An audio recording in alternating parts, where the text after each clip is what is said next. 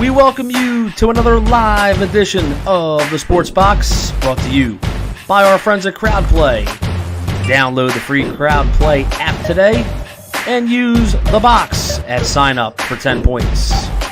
And here we go.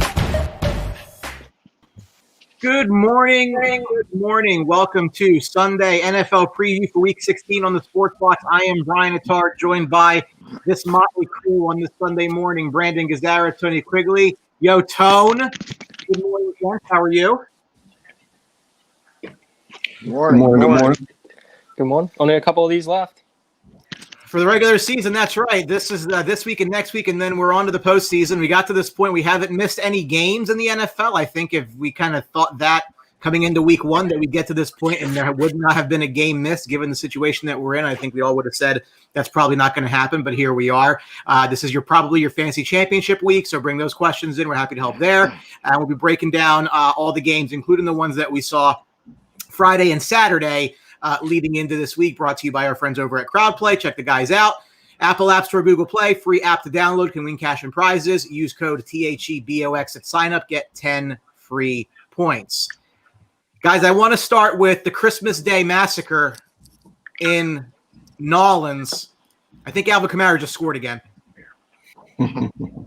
What a game for him. What a beautiful thing it was, too. It's unbelievable. You could see it, just him getting better and better as the game went on. Tony, I know that we have some people that we know in our personal lives who think Alvin Kamara stinks. Do you have any messages for those people based on what we saw on Friday? Well, basically, if you think Alvin Kamara stinks, you have to kind of question your judgment and your life decisions overall. That person's kind of been in hiding recently, so I'm pretty sure that Santa stuffed him down the chimney and will never return. But talk about Kamara, 22 rushes, 155 yards, 6 touchdowns. Since they've been keeping fantasy stats, that is the second best game that in fantasy by a running back, eclipsed only by Clinton Portis in 2003. So, listen, if you had Kamara on your fantasy team and you're in the championship, because he had some down weeks, kind of questionable decisions, there with the Taysom Hill kind of debacle, will turn touchdowns from. But if you had him, you were rewarded and, very handsomely at that. Yeah, he was fantastic. They couldn't stop him. The Vikings defense really has been one of the worst in the league. But if I'm a Saints fan, I'm encouraged from Alvin Kamara, but I'm discouraged from Drew Brees. The last 2 weeks since returning from injury, he's really looked poor. Guys, your thoughts on Drew Brees heading into the playoffs? If he can continue to play this way and they can continue to win, is that sustainable even in the playoffs? Well, Brandon, you bring up a good point, but I believe Drew Brees actually didn't look good even before he got hurt. So he still, he had the noodle arm. He was inaccurate. A lot of the, Well, the lot of interceptions weren't there. I think he had only turned through 2 interceptions prior to the injury, and he has 3 in the last 2 games. Yeah, I mean, interceptions are variables, but when you just look at them with the eye test, I mean, that was the thing. And now you add in the rib injury and stuff like that. I didn't expect him to get any better. And you're also saying he didn't have Mike Thomas, so that's a big thing too. So you add injury, and then you take away security blanket. Then it's definitely the Saints are going to have to find a new recipe to win in the playoffs because hasn't worked last couple of years, and it doesn't look like it's going to be too effective this year. Breeze still plays like this. So this is a big game from the sidelines for your Bears because this does eliminate the Vikings from postseason contention. Did you expect that? I mean, the defense hasn't really been what we've remembered it to be this year, but giving up 52 points is not exactly that's. It takes a lot. I didn't think anybody thought that was going to happen, but to put up 33 and lose like that's a pretty strong way to go down. Yeah, the Vikings really did stay in a shot yesterday. Their defense has just been like this all year. But, giving up 52 points in an NFL game is pretty unacceptable. And as far as their offense, they keep up all day. I mean, they played well. Dalvin Cook, Thielen. I mean, their offense is there. It's just the defense is just atrocious right now. It's one of the worst in the NFL, if not the worst. So, and I expect to see the Drew Brees is what Drew Brees is now. I mean, he's not going to be throwing the ball downfield. He's just going to be dinking and dunking. And for them to win, they're going to have to lean on Kamara. I mean, just like they did yesterday. Pound the ball, throw in Hill. Be creative on offense. That's the way they're going to win. They're not going to win throwing the ball down the field. And their defense is good enough to carry them to the playoffs, definitely.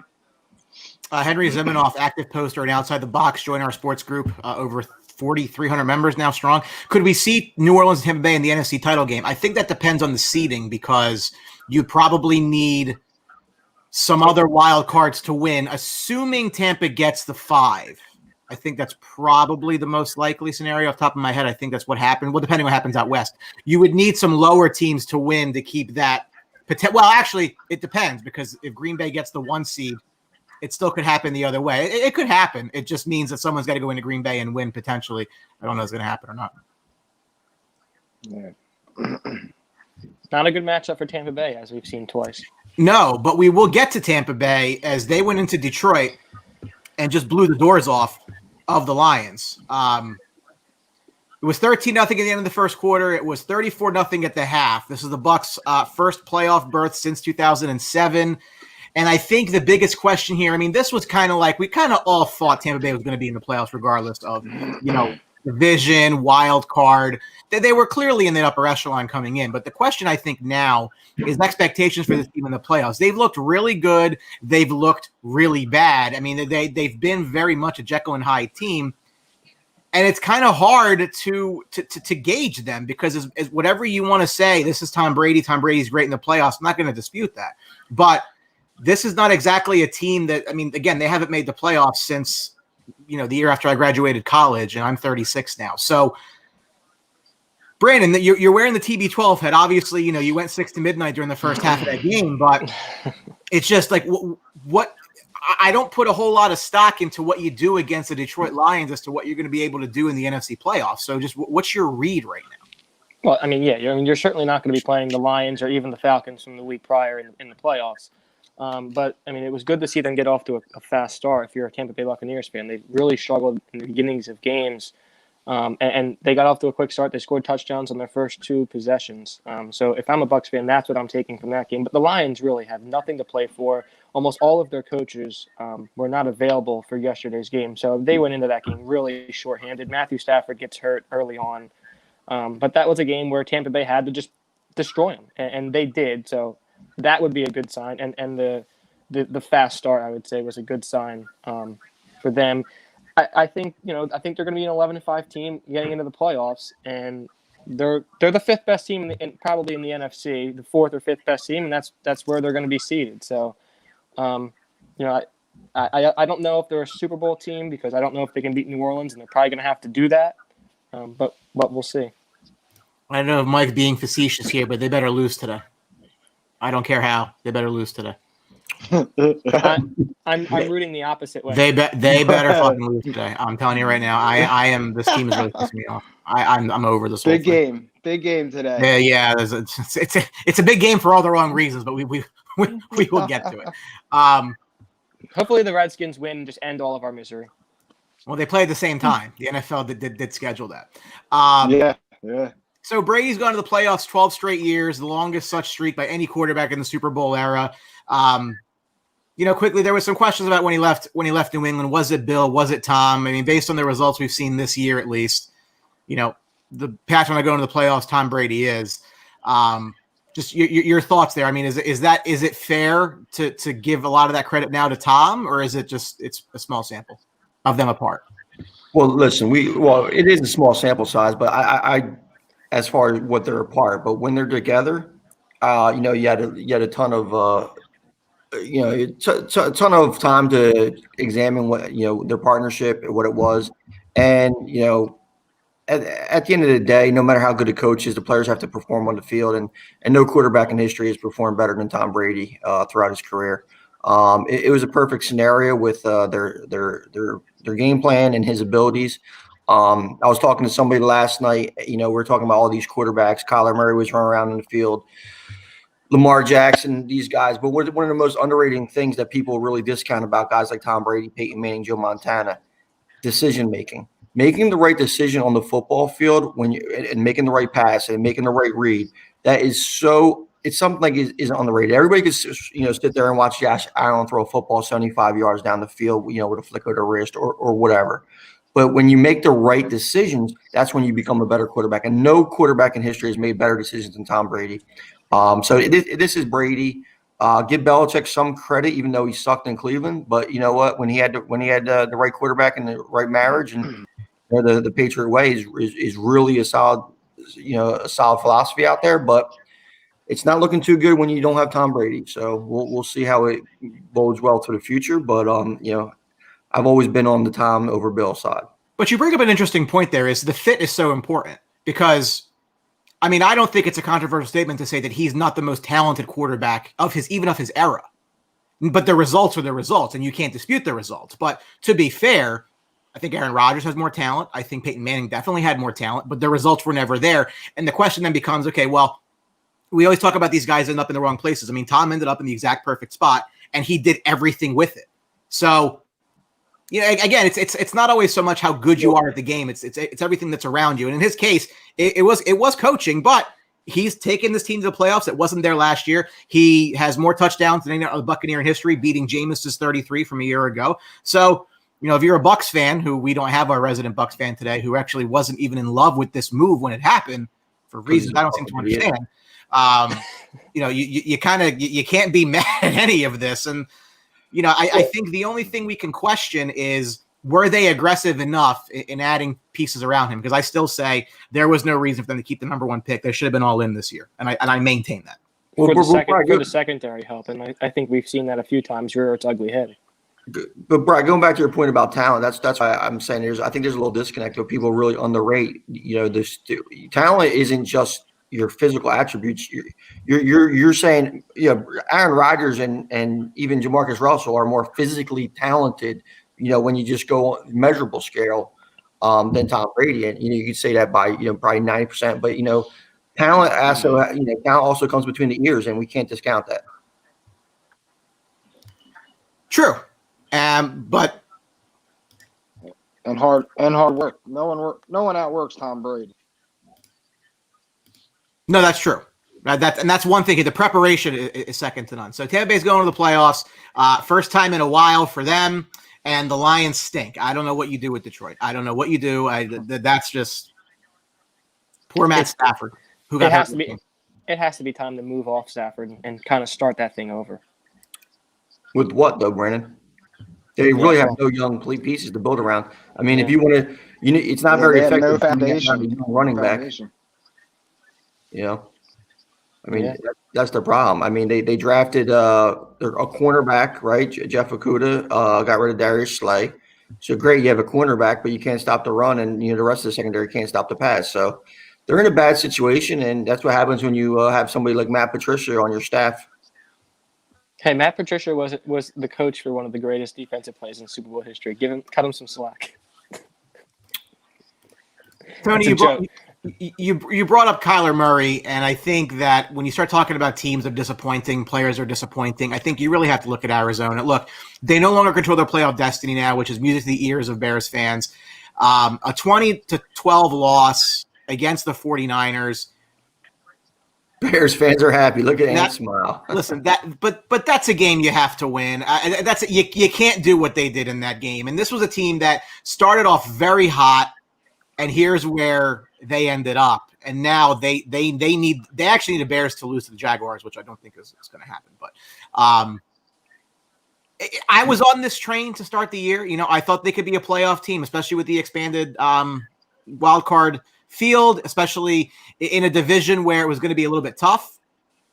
Brandon, I look at this and I'm like, how did they lose the games that they've lost? I mean, if not for a couple games against the Giants and a last-second win against the Eagles, this team's lost a bunch of games in a row. So I don't know. I mean, this was supposed to be like the Hail Mary.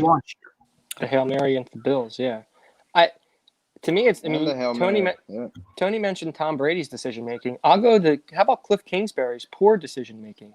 I mean, you have 4th and 2 at your own 30-yard line, 30 or 35-yard line, something like that, and you go for it with 9 minutes left in the game, down by 2 points. I mean, so it's still a close game. You punt that ball away, give the 49ers the ball at their, the 20-yard line or so. You go for it and you don't get it, and the 49ers takes them 2 plays to punch it right in from the 35-yard line. And the game was over after that.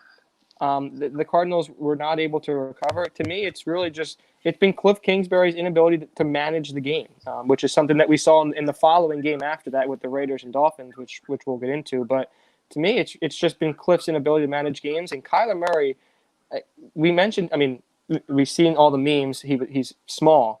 He's really unable to make those throws to the middle of the field. A lot of his throws are to the outside the numbers. He has a really tough time throwing to the middle of the field, and I think some defenses have caught on to that.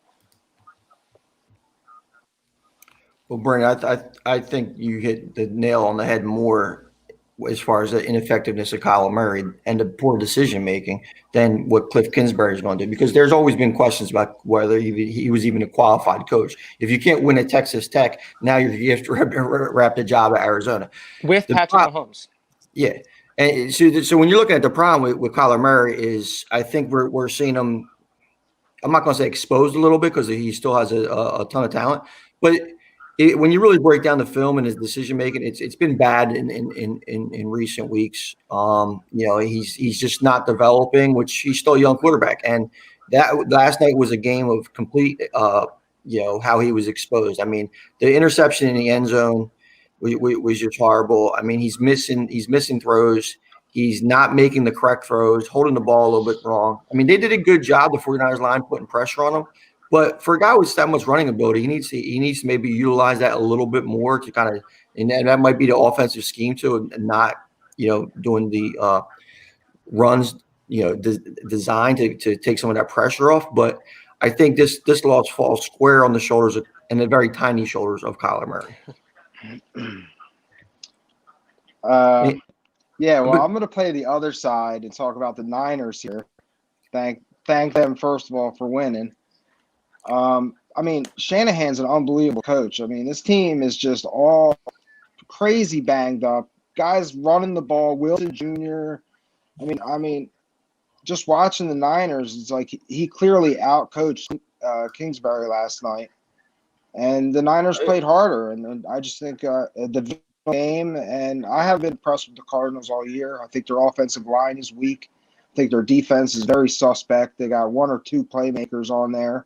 So they're just a mediocre team that really got lucky, like we talked about earlier a bunch of times in these games. So, I mean, I'm more impressed with the Niners in that game than I am with the Cardinals. Yeah, and Robert Saleh for sure is getting himself a head coaching job. The job he's done, not just last year with all that talent, but this year losing all of those players and still being a really solid defense and beating a team like Arizona when you were playing for nothing. Yeah. Here's a trivia question for you: who was the last quarterback drafted by the Cardinals to lead them to the playoffs? Jake Plummer. 1998, Jake the Snake.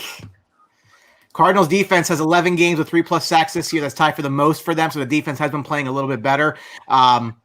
But again, it's one of those things. I guess my concern for a lot of these quarterbacks, and whether you're talking about him, Lamar Jackson, Jalen Hurts, some of these guys that have that run to their game, is you got to wonder, like, do they rely too much on that? Like, is that their first read? Do they fall too much to the idea of, I don't see anybody open very easily, let me just run the ball? I don't know that works long term, and I think that, like, that's kind of where the league is right now. Like, it's like fads, right? Like, first, if you think back to like the Wildcat, like that was hot for like a month, and then defenses figured it out. And I think at some point, these quarterbacks who rely on their legs quite a bit, they're gonna have to make sure that they're passing well, that they're defending against that. Because again, if the league can take away your ability to run the ball, and that's your bread and butter, you have to be able to beat teams different ways. And again, that applies to all these guys. Again, Jalen Hurts, for example, a lot of rushing yards his first couple of games. He has to be able to throw the ball better downfield. You mentioned Kyler Murray. Lamar's another one where it's very hit or miss with him. The problem with the Ravens is if they fall down in games, they don't really normally come back because they're not really built to score points quickly. They're built to run the ball. So that's something that no matter where the season ends up for the Cardinals, they need to kind of figure that out, because they have to be able to do better without relying on him to run the way that he does. Still use that when it's there, but don't force it when it's not.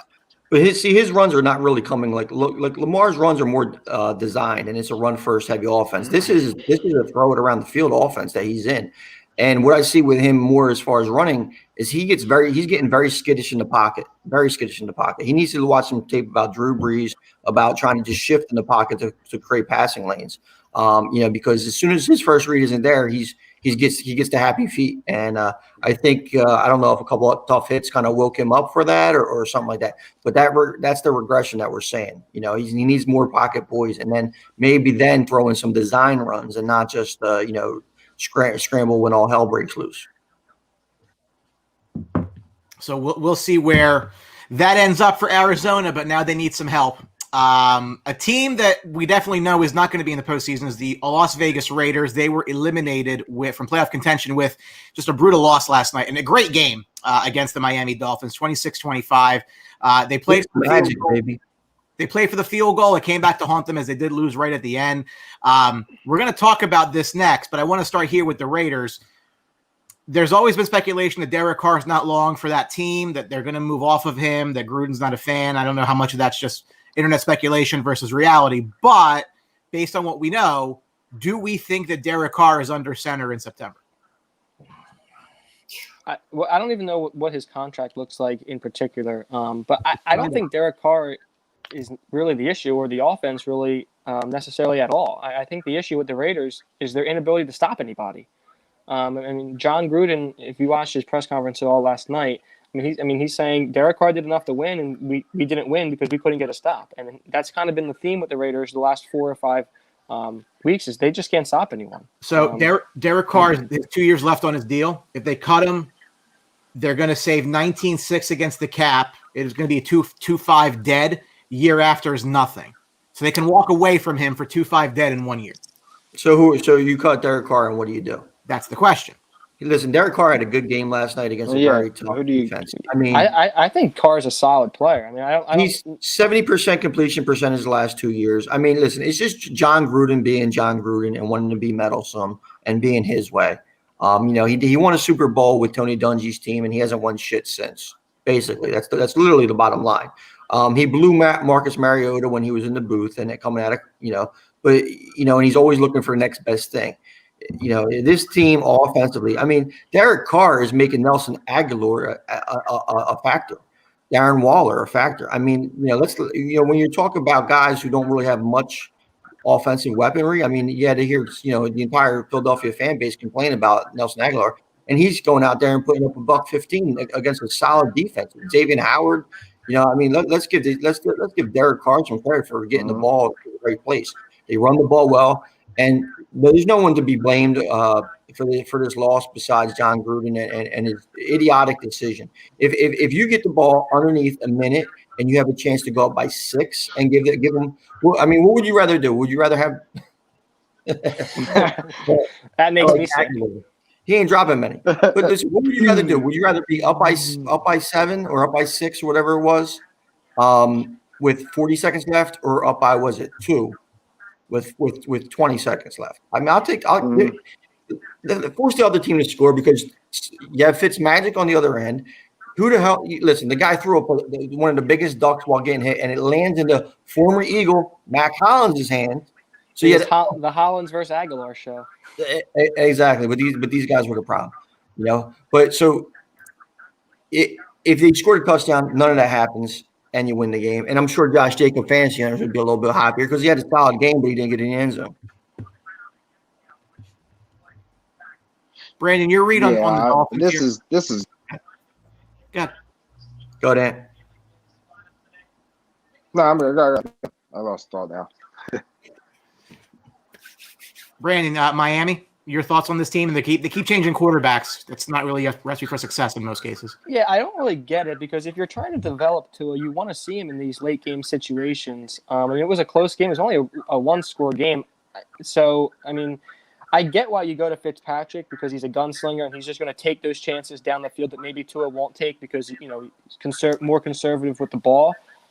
So I do get the move, but I don't know if you can keep doing it because eventually you have guys in the locker room who are going to lose confidence in one or the other. And you keep pulling Tua and going back to him. I would just stick with him. I mean, you drafted him 5th overall, leave him in, see what you got there. And if you don't like him at the end of the year, you're going to have a top 5 pick. You can possibly draft one again. I don't think that's the route that they go.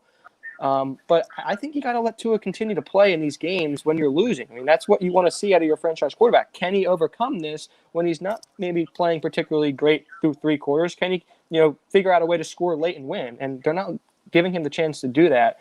I do like the way the Dolphins have built this team, and they're going to be a scary team in the playoffs for a team if they get in. We saw, they hung in with Kansas City.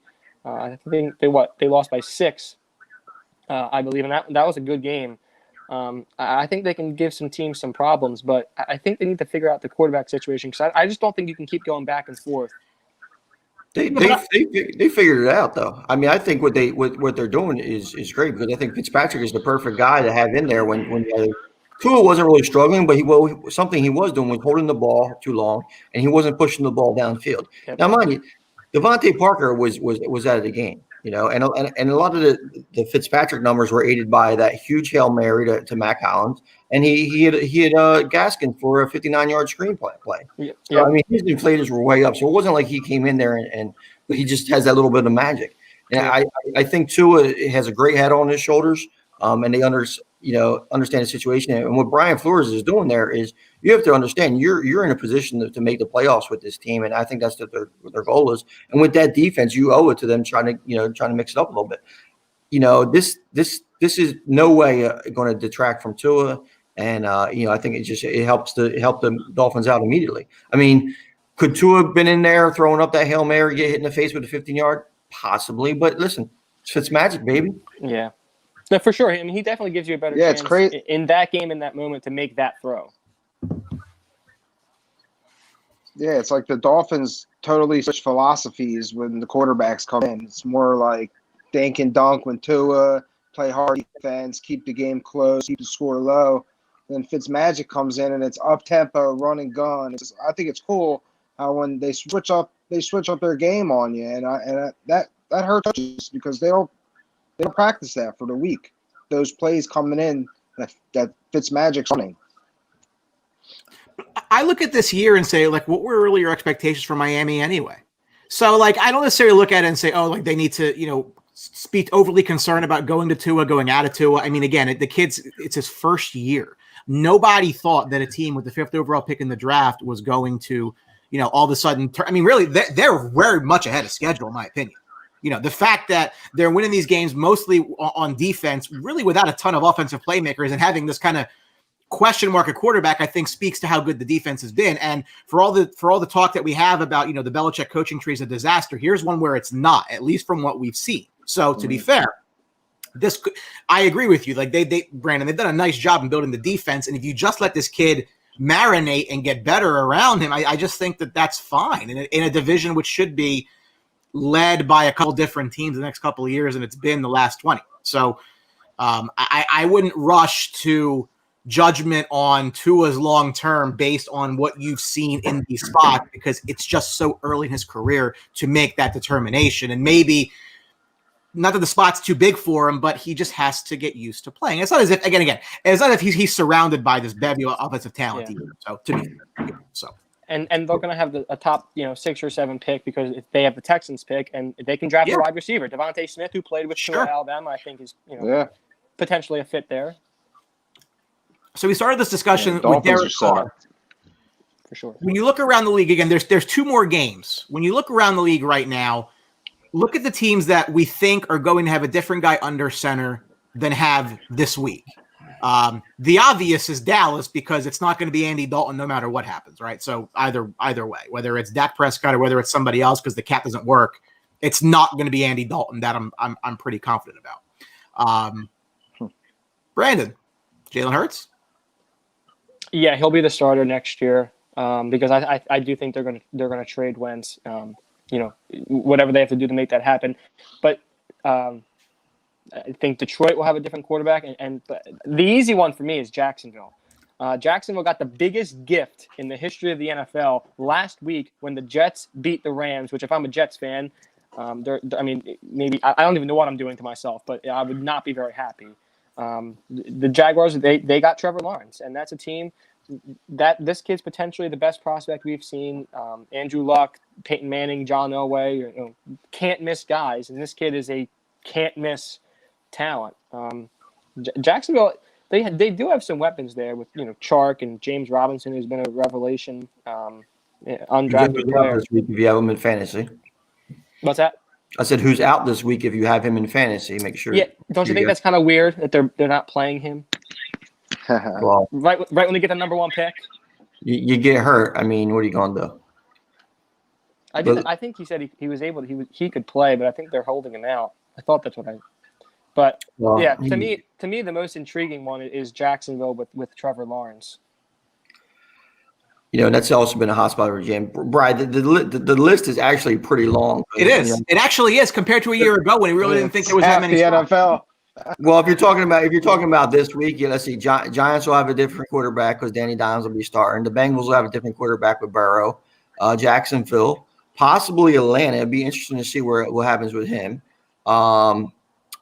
Washington football team, and Dallas Cowboys, and I'm going to say the New England Patriots too. The Cam, I don't see Cam experiment. I think it's run its course in New England. How about New Orleans? I don't think Drew Brees comes back. I think he probably retires. Chicago. No, I just got a report that Chicago wants to bring back Trubisky. Listen, that Bears offense is running on all cylinders now, buddy. They're not. It's just Trubisky. Deadly. You don't want to play us right now. We're the team you don't want to play right now. 49ers, you had to add that to the list. Yeah, for sure. I mean, either way, whether it's 100%. Interesting one here, Pittsburgh. Yeah, because he hasn't looked very good the last couple. I mean, I think time's catching up to him quickly here. Yeah, but Pittsburgh doesn't have anybody waiting in the wings to take that job over. Ben's won Super Bowl theirs. Guys like Ben, guys like Drew Brees, they're going out on their own. Drew kind of has replacements behind him in Hill and Winston. You can see the functional offense. Ben doesn't have that. So I mean, unless Ben, really wants to leave and retire, he's staying there. I can't see them replacing him. Yeah, they're either going to retire or they'll be back. But I do think it's likely that both of them retire. I wouldn't be surprised at all. Tom? Yeah, I mean, right now it seems like Big Ben's holding the Steelers back with his play. I mean, he dropped balls all year also, but, I mean, it seems like he hit a wall so quick this year, halfway through the season. I think Pittsburgh's an intriguing spot. I think Bears are an intriguing spot. These last 2 games is going to mean a lot for Trubisky and Bears management. God forbid they lose today. Heads are rolling. Yeah, but how about 2 more? Well, here's a quick thing on the Bears, though.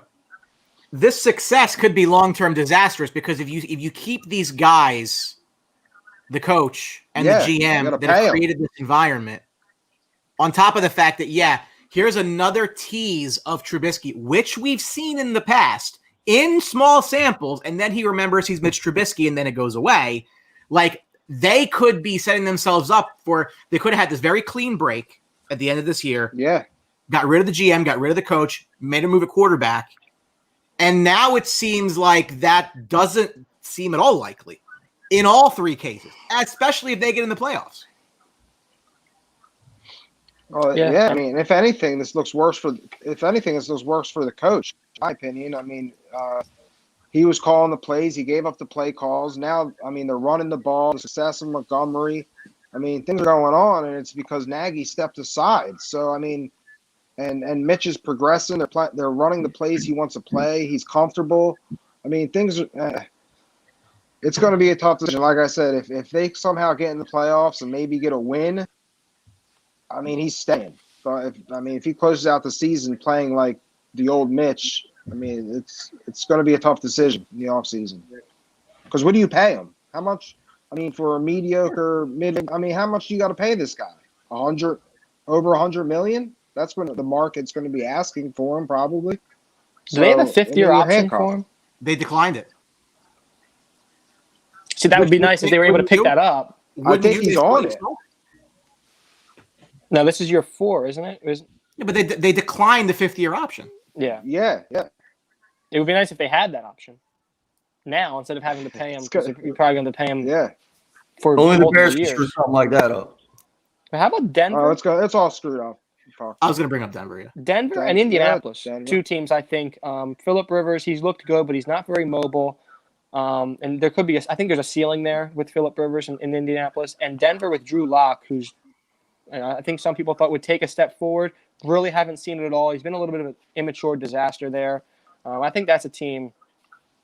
I would give Locke at least one more year. I think it's just been a rough year for that team. A lot of injuries coming in, injuries that have come. I mean, there was obviously the one game where they had no quarterback. So, Fangio will be back next year. I think you keep that continuity personally. I mean, whether you think he can be a starter or not long term, that remains to be seen. But I think that you want to give him at least 1 year with his full complement around him. Speaking of bad quarterbacks, just came through that Dwayne Haskins will be the starter. Washington Smith isn't ready, so Dwayne Haskins getting the start. So you're looking at that, and they definitely will have somebody else behind center next year. Rewarded for going to the strip club with no mask. They have no choice. I know they don't. Yeah, they have no. They don't have a choice. I mean, unless you want to fly down.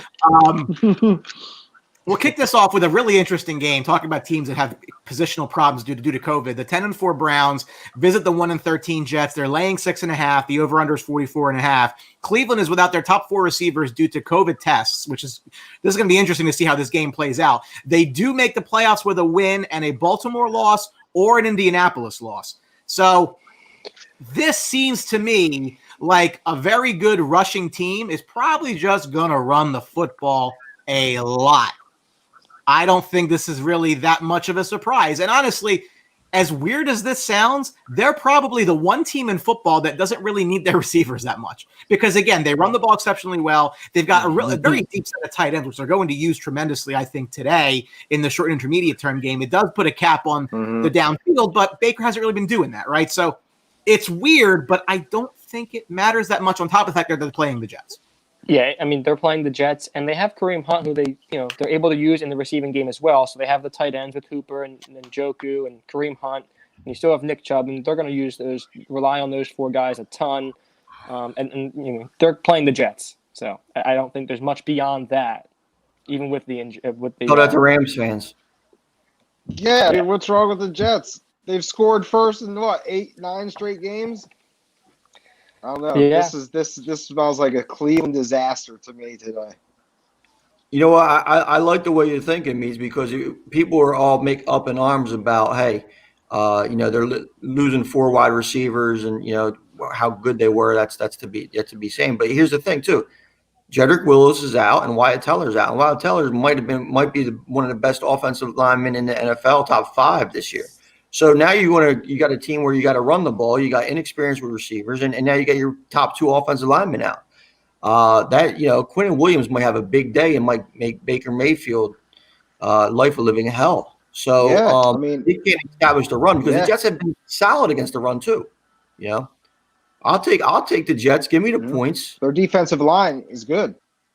And we talked about teams having new quarterbacks next September. A team that we all thought was going to have a new quarterback next September was the Jets, getting Trevor Lawrence and moving off of Sam Darnold. Now that they don't have the number one pick, Sam Darnold's probably playing for his job in New York with that win. He may He's come always been back playing there, and they for may. his job.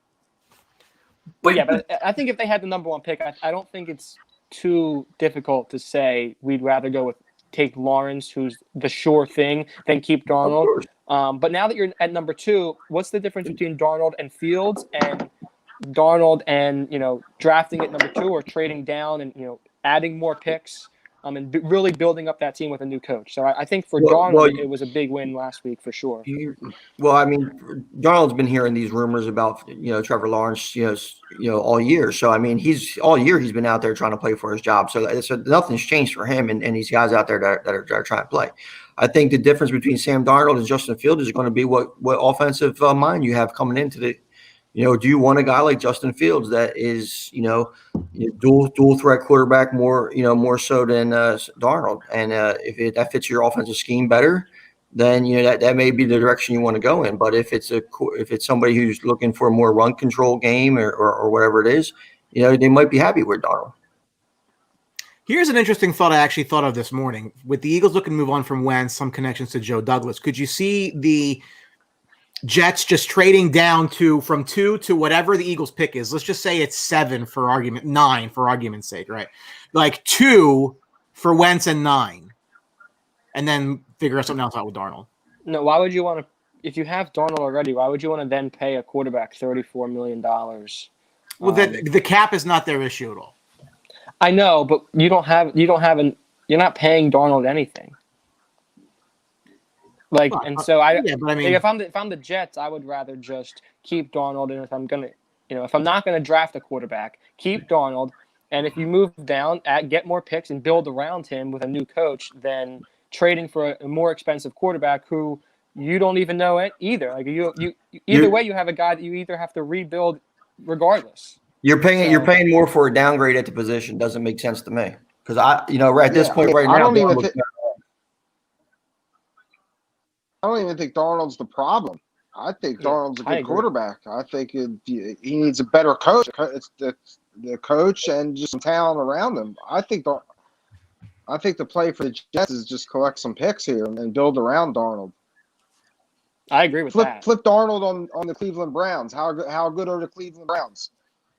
They're 10-4. So.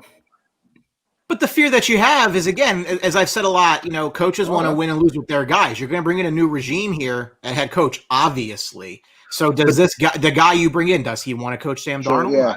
But those coaches are full-hearted, and I forget the actual the saying of it. I'm saying they're being bullheaded about the situation, because if you want to win with my guys but put your football team overall in a worse position, you're not doing the team justice.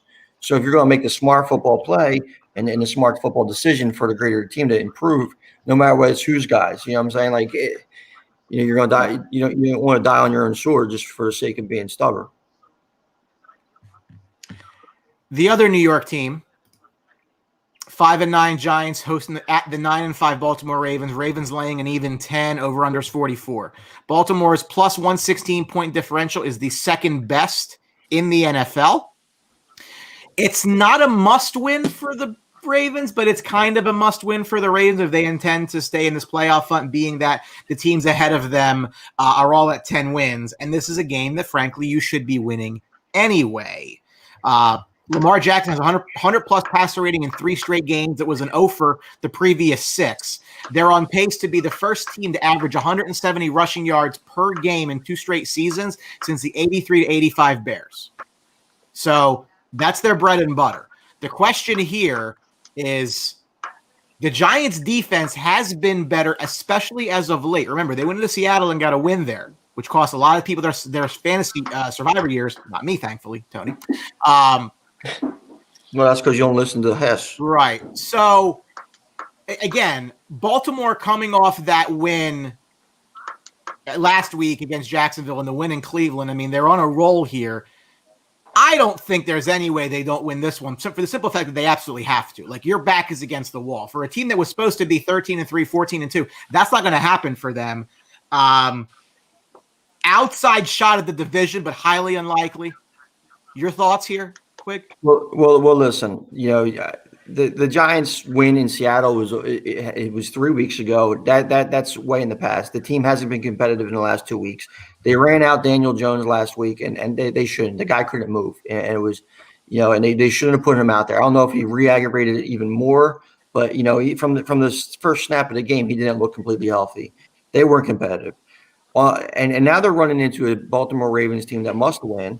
Okay, they got over all their COVID issues. The offense has been hitting on all cylinders. I think they scored 40 points, 34, 47, and 40 in the last 3 weeks. Not against great competition in Dallas and the Jacksonville, but at the same time, it seems like they're all back. Mark Andrews came out this week, said some really great stuff about, they feel like they're a team hitting on all cylinders.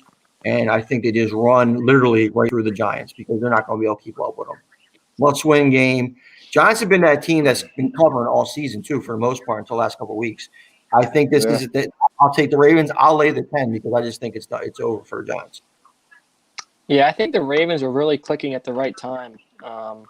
And their offense seems to be, back to what they do well, which is running the football, running with Lamar Jackson, getting the ball to Mark Andrews, and they've gotten Hollywood Brown involved a little bit finally. I'm kind of waiting for him for 2 years to show up, and the last few weeks he's done that.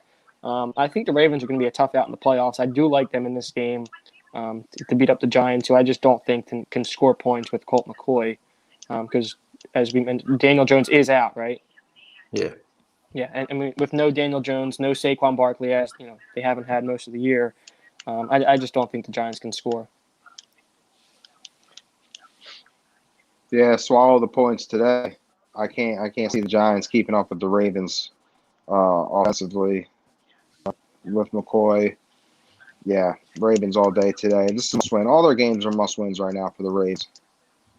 Yeah, and they must be sent. I hope if they send John Gruden a Christmas card, I hope they take it back and send him a cold because the Raiders really screwed. They called a break. There's going to be one really good team left out of the AFC playoffs, whether it be the Dolphins, the Ravens, the Browns, the Colts. One of those teams isn't going to make it, and I think that's that's going to be one really good football team that's going to be sitting home in January. And it's unfortunate, but even with the expanded field, one good team still going to be home. Yeah, but from Baltimore's, that's their fault. I mean, they had a lot of winnable games that they did not win. I mean, again, the Colts and the Titans are in a divisional battle. Again, the Browns and Dolphins are well ahead of where we thought they would be, and that's fine. If the Ravens don't get in, and everybody and their mother was like, "Oh, the Ravens are 15-1," like that's on you. Like that's not because you can't blame other teams. Well, what's their bad loss, Brian? I mean, they've had a lot of COVID issues, though. I mean, it's not like in an odd year they've been crushed by COVID. They lost to Pittsburgh with their JV team playing. They lost to the game that kills them is the New England game, but that was a game that was perfectly fit for New England in a fucking monsoon. So I mean, if you look at their schedule here, they lost to Pittsburgh twice, they lost to Tennessee, they lost to New England, and they lost to Kansas City. Right? Yeah. So tell me where the bad loss is on that team. I don't think there is one. New England, I guess, is the worst one. Listen, they had the Titans dead to rights and lost. Well, they had the Steelers dead to rights too, and the Steelers, it was penalty. Yeah, idiotic penalty and a missed block, and so you're talking about you're talking about a team that could potentially have 11 wins right now and be sitting pretty on top of the division, where now they're struggling because of a mistake by John Gruden and a stupid face mask penalty. Yeah, but. Again, I think that's the guys like Colin Cowherd saying 16-0, and I haven't seen that. Well, who cares about Colin Cowherd?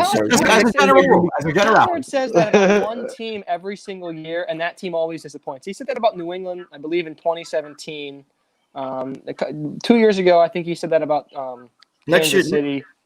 Next year it's gonna be Green Bay or Kansas City is going 16-0 and they'll finish 11-5.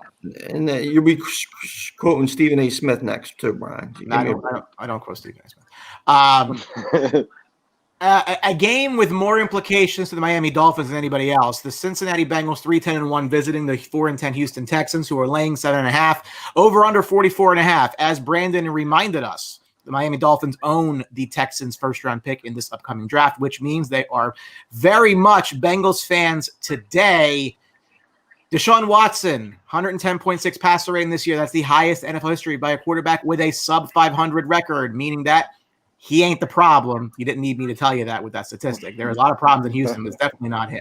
The Texans are on pace to join the 2008 Lions as the only teams since 1948 to allow a 105-plus opposing passer rating and 150 rush yards per game in a single season. That's a defense problem. They need to fix it.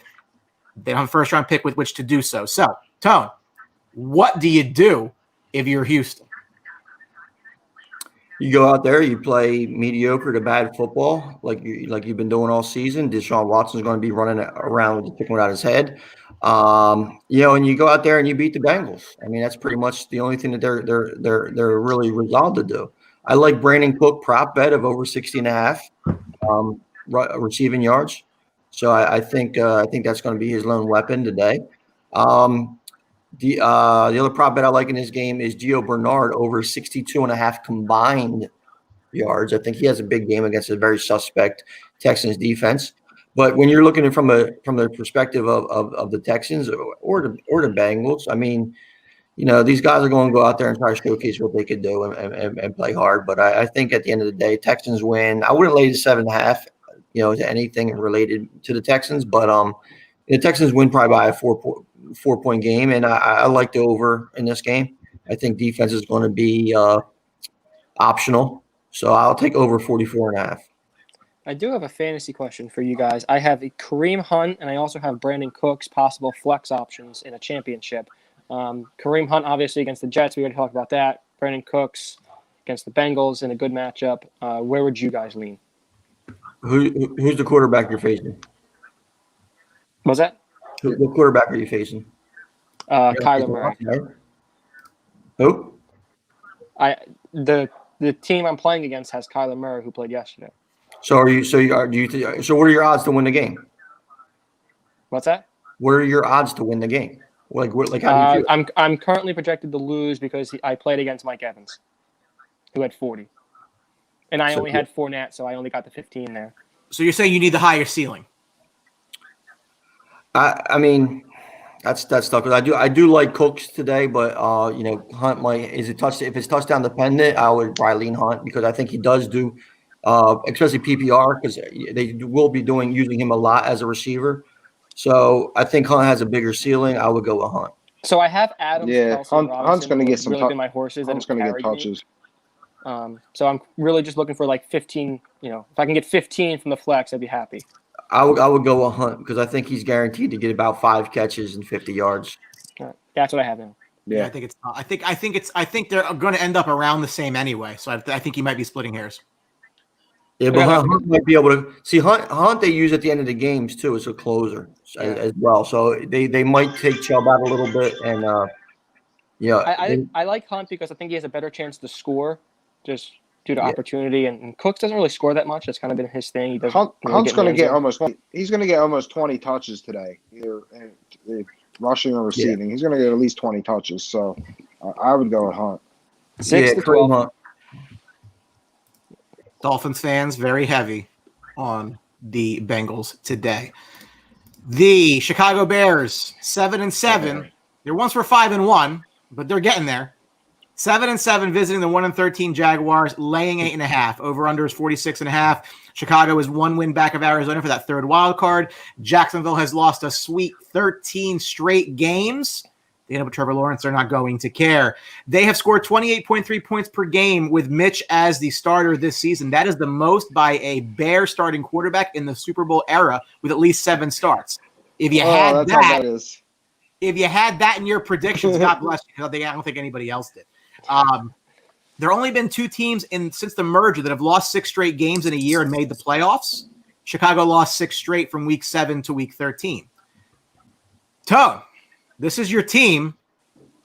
I honestly don't.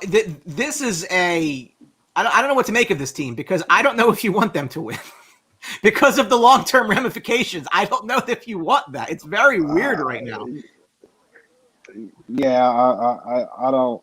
It's been a crazy year for this team. They're just up and down. But I'm rooting for wins right now. We started 5-1, lost to 6. We righted the ship. We're gonna try to sneak in this thing and just cause some havoc. I'm just down for the ride right now. Yeah, it's just a crazy year. It's tough being a Bears fan right now. It's not like we haven't seen the Bears play well against good teams either. I mean, the Bears did beat the Tampa Bay Buccaneers in prime time on a Thursday night. The defense played well. They were, it was Foles at the time, but the offense has played all year much better with Trubisky. Allen Robinson there, David Montgomery, the way he's been playing. So I don't think the Bears are necessarily just a sure out if they get into the playoffs. I do think they can possibly win a game. And I certainly don't think they're going to go far. I agree. But they're a team that I don't think teams are going to want to face right now, the way that they're playing offensively and with what they can do defensively as well. Listen, this is the Mike Glennon revenge game, guys. Come on now. Come on. Big long that can Listen, question. I'm not sure if I got the update yet. I don't even think it was put out yet. Is Khalil Mack playing? I mean, he's questionable. I mean, so this might be. He's been. If you followed all year, though, he's been questioned. He's been questionable every game pretty much all year with a shoulder, banged up shoulder. Allen Robinson as well. Yeah. Allen Robinson is going to play, though. He's had a knee thing for like the last 6 weeks. Well, any player that's played a couple games in the NFL is going to be questionable for the rest of the season because you should just get beat up so hard. But the thing is here, we might be talking about this nonsense, how everybody's like, oh, my God, the Jets screwed up. This might be a game that Jacksonville is able to steal. Bears might be looking for, past them a little bit on the road. Trubisky has a Trubisky-like spell. And, and Jacksonville makes a couple plays here and there. And now all of a sudden the Jets fans are excited because Jacksonville stole a game. I like Jacksonville plus 8.5. Honestly, I'm still in my survivor pool. I'm taking Kansas City today because I don't think they need any more games after this week. So this is my last chance to use them. But the Bears scare me a little bit here. Not because I think Jacksonville is any good, but because I've seen this team lose games they shouldn't lose in a stretch. And I think that you don't get too high and too low. And they've been playing well as of late for sure. But I mean, are we really – is Mitch Trubisky above putting up a horrible performance in a game that they need? I mean, no. So, you can't really feel like it's totally in love with that. I mean, James Robinson not playing hurts the Jags quite a bit, no question. But, look, the Jags have played a lot of good teams tough. And they've played NFC North teams tough. The Vikings, they took down to the wire. Green Bay, they lost by 4. I don't know if they played Detroit. I think they shut out Detroit. No, that was Carolina. So that one they did against Detroit. But anyway, they lost to Detroit. It's not out of the realm. I also like the Jags plus the points for that reason because I just don't feel all warm and fuzzy about putting all of my hopes and dreams into Mitch Trubisky. And again, which I'm trying to do before is if the result of what we see is him getting an extension and the coach and the GM getting a reprieve, I don't think that that's long-term positive. I think that you're using this very small sample of good football to lay out the next 3 to 5. And I just think that has the potential to be a complete disaster if you're wrong. It would be nice if you were Chicago, if you had that fifth-year option on Trubisky based on the way that he's played this year. And you say, okay, we'll give you one more year. Maybe you bring in a veteran, kind of like what the Raiders did with Mariota or the Titans did with Tannehill, where you bring in another guy who's, maybe struggled elsewhere and you bring him in and he's the backup. And if Trubisky struggles, you go to that guy and, you make the switch, which is kind of what they did this year with Foles. It'd be nice if you had, the fifth-year option to do it just for 1 year with Trubisky instead of having to go multi-years with Trubisky. But the question is, could they might be able to still get Trubisky for 1 year. I don't know how big of a market there will be for him. So they might still be able to get him for a year, not that much money, because there's a lot of available quarterbacks. There's about 6 in this draft that I think teams like. And you guys got guys like, Carr, Wentz, Dalton, or Darnold, you potentially be on the move. So I think they can get Trubisky back for a lower price than you may think. But let's not forget, we're talking a lot about Trubisky, but this Bears team has played well because of David Montgomery and their commitment to the run and using him effectively. And he's been spectacular. I mean, he's taken a couple of fantasy teams to their championship, last couple of weeks. And if that's what the Bears need to focus on. They've had some pretty lax matchups in the last couple of weeks. With that being said, if they still run with Montgomery and limit Trubisky, that's the key to the game. Yeah, and Bill Lazor, I believe, is the offensive coordinator, right? What a great name. Yeah, since he took over, correct. I mean, Montgomery's been excellent. And that's been the thing with Nagy, waiting for him to get Montgomery involved, and it did not take Bill Lazor very long to do so. Trivia question. How many DeFilippo's also working with Trubisky. Yeah, we miss him over in Philly. How many top 5 picks have the Jaguars had the last decade? A lot. In the last decade? 7? 9? 7. 6. That's the most in the NFL over that span. Who's next? Well, I know Blake It has to Bortles be Cleveland, right? It is Cleveland with 4. Cleveland. Yeah. Yeah, And And Blake Bortles, Leonard Fournette. Jalen Ramsey was a hit, but he left because Ramsey and Fournette were top 5. Bortles wasn't top 5, was he? He was number 3 overall. 3, that's right. 3. Who am I thinking? else? Oh, I'm thinking. Well, does this Miles year count? Jack was Miles Jack a top Miles 5? Jack- Miles Jack was a second-round pick. Yeah. Yeah, because he was hurt. Oh, He really? blew out his knee coming out of UCLA, and he was one of the people. I was hoping the Cowboys. Justin Blackman? Was Justin Blackman a 4th overall pick? Yep. Yep. Jesus Christ. Yep. Did So they take an who- offensive lineman too, or am I thinking wrong? Was it Luke Jokel? Yeah, I think so. Yeah. Was that the year was that the year the Eagles took Lane Johnson, or was that the Yeah, Blake? so it was Fisher, Yeah. Jokel, quarterback, Lane Johnson. I don't remember who the quarterback was, but I gotta look it up now. it was 2012, I believe, because it was Chip Kelly's first year. 2013 NFL draft. Lane Johnson went 4. Deion Jordan went 3. Oh, good Lord. What a terrible first 3.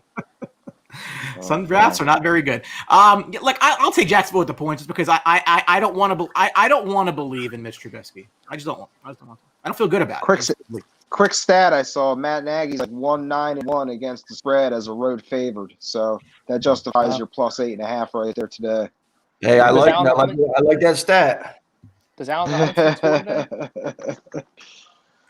Another of these high lines is the Atlanta Falcons 4-10, who stink, going up against the 13-1 defending Super Bowl champion Kansas City Chiefs, who are laying 11 over under 52.5. Kansas City will clinch the number 1 seed and home field in the AFC playoffs with a win or a Pittsburgh loss. For Atlanta, Julio Jones is out, which means Matt Ryan's going to be terrible. This is my survivor pick because, like I said, I think they win today, obviously, and I think that they don't need next week, and they're going to rest people. So this is my last chance to use them. I plan to. Again, Atlanta is a dumpster fire, and I don't think that there's a lot to say about that. They pretty much wasted whatever you want to say about Matt Ryan's career there. That's an older team. They have to get younger in a big way, fill their head coaching spot. For Kansas City, this seems to be, Pittsburgh let him in the door. Pittsburgh had to just win a bunch of games to maintain home field. They went the opposite direction the last couple of weeks. So the Chiefs are really, really good. That is not breaking news. That offense is – we're going to look back in a couple of years. I mean, the longer this thing goes, they honestly – when we talk about, like, dynasties and stuff, and I know that it's very hard to do, but we've just seen it with New England. I don't know that there's that many teams that are going to be able to hang with this Chiefs team longer term, and that's really the concern for the NFL because, is it Mahomes? Is it surrounding cast? Is it coaching? Whatever it is, it's working, and they don't look like they can be stopped. I don't know. I mean, to me, the only team that's in their stratosphere right now in the AFC is Buffalo. I don't think they're really that close to them. Yeah, as long as they keep replenishing the offensive line, defensive line, and defense in whole, their offensive pieces of Pat Mahomes and Edwards-Helaire and Le'Veon Bell and Tyreek Hill and whoever they play opposite of them. I mean, that's just when you have a guy like Mahomes at the trigger, you're good. This is just something. Hey, don't screw it up. I mean, one thing that you have to kind of look at too is Travis Kelce today. It needs about 60 yards to take the leader in yards as a tight end. He has a longer yards per catch than DeAndre Hopkins. I mean, he's just been an absolute monster. Ty Hill's going to be on a snap count a little bit today because of the injury, but this is a game that Pat Mahomes, Travis Kelce, maybe McCole Harding gets in the end zone a long one. I mean, these guys, they're going to light up Atlanta like a Christmas tree. This should be a game that's not closed from the door. And I think the Chiefs should run right away from, because you got a finesse team in Atlanta playing a team that just does everything better than in Kansas City.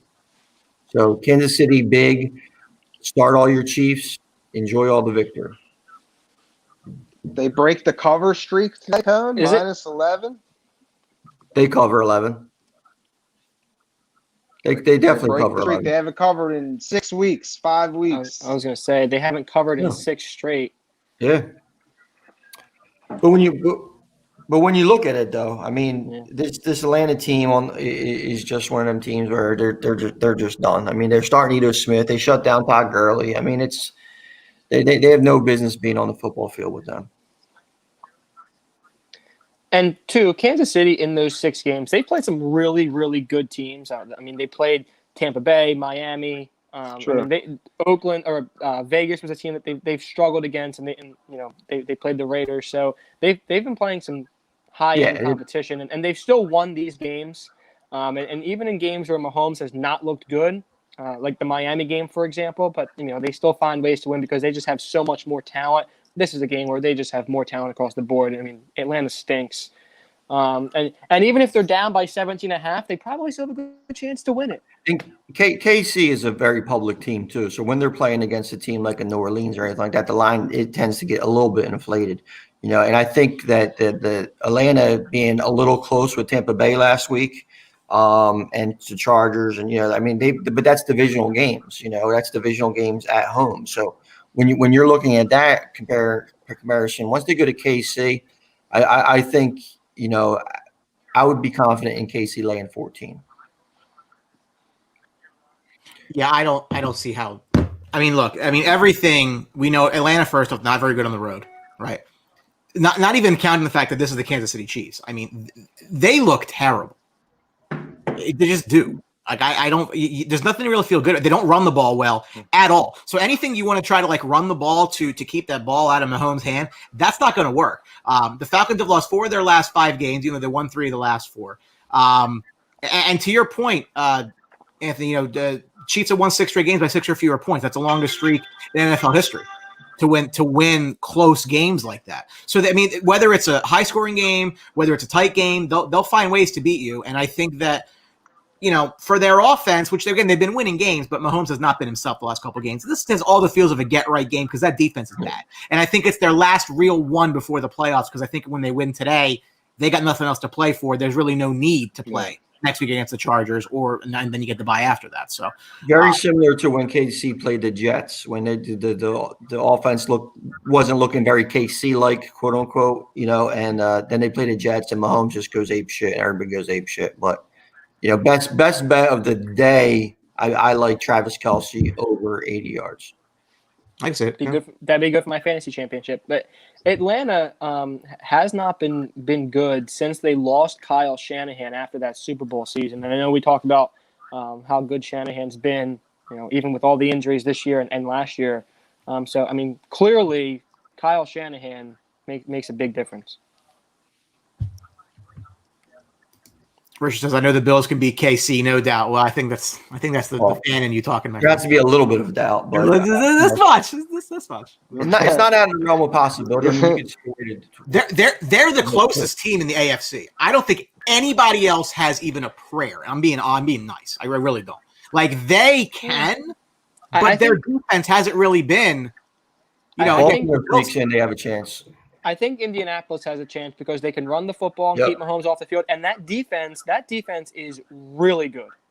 So I think the Colts, and they beat them last year with Jacoby Brissett. So I mean, we have seen the Colts have success there, and they're better this year. So I do think the Colts have a shot to beat Kansas City. I'm not saying I'm going to pick them, but I think they have a good shot.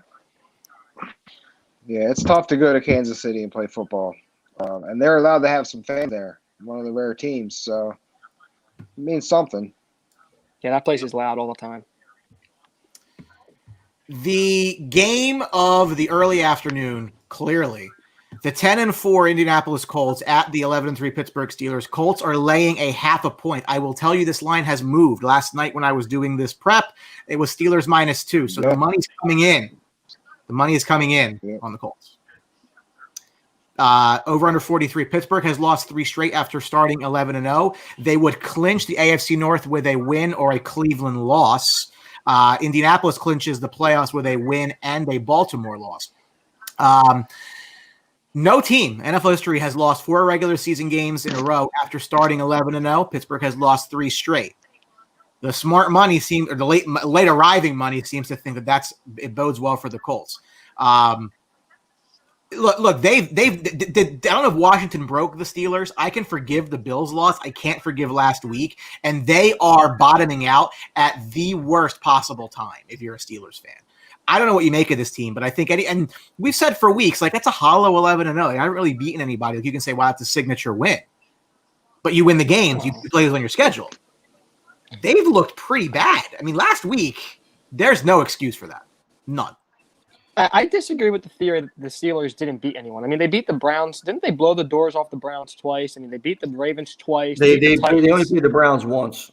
But that was before the Browns really got into what they were. I mean, they beat the Browns once. They beat the Ravens JV team, and they had a nice win against the Ravens. We'll give them that the Ravens more gave away than right alpha than anything. They beat Tennessee, and they did beat Tennessee. So yeah, but I don't think you can say that they didn't play anyone. I mean they did. But you're mentioning games that were played in October too, though. So so they played a game, but now they're not the same football team. I think teams might lose out for the season, because if they're going to lose today to the Colts, because if they can't handle Washington's defense and they can't handle Buffalo's defense, the Colts might have just as good a defense, if not better. They have a better running game. If Phillip Rivers doesn't implode, because he hasn't imploded, he's played very well. He's played within himself, but he's always do those games, and any Charger fan will tell you that he might throw 3 interceptions today, and that might be the difference. But if they continue running the ball with John Taylor, playing strong defense, and beating up this Pittsburgh team who's really struggling for answers right now, the Pittsburghs might go into Cleveland next week and lose that game too. So when you're thinking the writing is very crisp and clear on the wall that the Steelers need to win this game. It's a huge game. So I think with Colts' possibility of really not having a chance to win the division, Steelers need this game huge. But guess what? I'm still picking the Colts because I have no faith in that team. Yeah, I think the losses of Devin Bush, Bud Dupree, and James Conner's been in and out of the lineup have really been huge for the Pittsburgh Steelers. And Big Ben can't push the ball down the field. He's had that elbow injury. He doesn't take care of himself. And as the season goes on and it gets colder, these are the type of things you see with a guy who's up there in age, doesn't take care of himself already, and has that injury. So I like the Colts in this game too, because of the defense and because of the way that they've been running the football with Jonathan Taylor. Yeah. If this game was in Indy, I'd feel more comfortable picking Indy. I'm actually going to lean Pittsburgh today at home. I'm just going to lean on their defense, hoping to disrupt Phillip Rivers, waiting for that Phillip Rivers implosion. I think they still run the ball with Snell. I think if they commit to that, I think this is a game the Steelers eke out at home, because it's just backs against the wall right now. So I'm going to lean Pittsburgh today. I mean, who needs to win more? I mean, from a psychological standpoint, you can say Pittsburgh, sure, but the Colts have nothing given to them yet. Because Pittsburgh's in. Well, Colts are locked into the playoffs. And Tennessee has every tiebreaker against. Well, they haven't clinched it yet. I mean, if they lose the last 2, Dolphins go to 11, Ravens get to 11, they're not in. Who do the Colts play next week? The Jaguars. That's a win. That's a win. Actually, they lost to them earlier in the season. I know, but it's not going to happen. Yeah. I'm just saying. From a team that really needs it, I mean, the Colts can't afford to lose. The Steelers have a playoff. No matter what happens, they're in. So from a psych standpoint, absolutely, Pittsburgh has to get their shit together. Colts need it if they want to continue playing. Colts have an 86.5 FPI % chance of making the playoffs. That's almost as good as a lock as you can get. I mean, Yeah, they need some miracles to happen for them not to make it. Phillip Rivers' career, 47-24 in his career as a starter in December and January. Colts allowing 334 total yards per game this year. That's their fewest since 2008. The Colts have not defeated the Steelers with a starting quarterback whose name is not Peyton Manning since Week 8 of 1984. How many times did they play the Steelers with Andrew Luck? Don't know. It wasn't in the stat that I looked up. It had to be one. Take the under Could have today. been many. See, somebody I know who knows this stuff in and out says life is too short to bet unders. Any color on that? All right. On to the 4 o'clock games. This game with some playoff implications, as odd as it may sound. Carolina 4-10, Washington 6-8. It is a pick'em over under 42. Washington will clinch the NFC East with a win or a Giants loss. Dwayne Haskins getting the start today, so this is obviously must-see football. Watch something else. Pick. We talked about teams that may want to make a change at quarterback. Teddy Bridgewater has lost 8 consecutive games, right? So yeah, he's got a 3-year deal, but this hasn't really been. I think it's basically just a 2-year deal if you look at it, and I think they can get out of it after next season. Maybe they could be a team that's drafting a quarterback. I mean, there's going to be a bunch of them taking the first 10, 12 picks. It could be 4, maybe even 5 in the top half of the first round this year. So certainly Carolina could be one of those teams. I'm picking Washington today because of that defense. Even though it's Dwayne Haskins, but I do think with that defense and Ron Rivera, I think they're going to win the game and clinch the NFC East. Dwayne Haskins, NFC East champion quarterback. That just has a insane ring to it. The probability of it is it just makes me scratch your head because you have to give Alex Smith it. I'm taking Carolina. I'm not ever taking a Dwayne Haskins led football team. Antonio Gibson is back today. I believe McLaren is iffy still. I haven't heard any official word. Yeah, I think he's out. I read that last night while I was getting my shit pushed in at playing Omaha. But so you add in those kind of factors. I like Panthers to win. Bridgewater for whatever he is not. He's just solid. I think he makes a couple more plays. Against that defense. And I'll take Bridgewater. I'll take the pick on. The Giants play the Ravens today, right? Correct. So if they lose, the Redskins clinch? Yeah. No. Well, that's what the Redskins have to win or tie. Well, according to our lovely. Maybe I have it wrong. Hold on. You're giving the people the wrong information here. This is. Listen. At 2 a.m., it is what it is. Shameful. Win and a Giants loss. Yeah, I agree with you, Tony. I can't bet a game with Dwayne Haskins. I don't know how you put any kind of money on that guy. So I fucked that all up. Yeah, I'm not watching this game. I have no interest in this game. I couldn't care less. No, I don't even care about this one game. One of these teams are going to find their way. Whether it's the Giants or whether it's the. There it is, guys.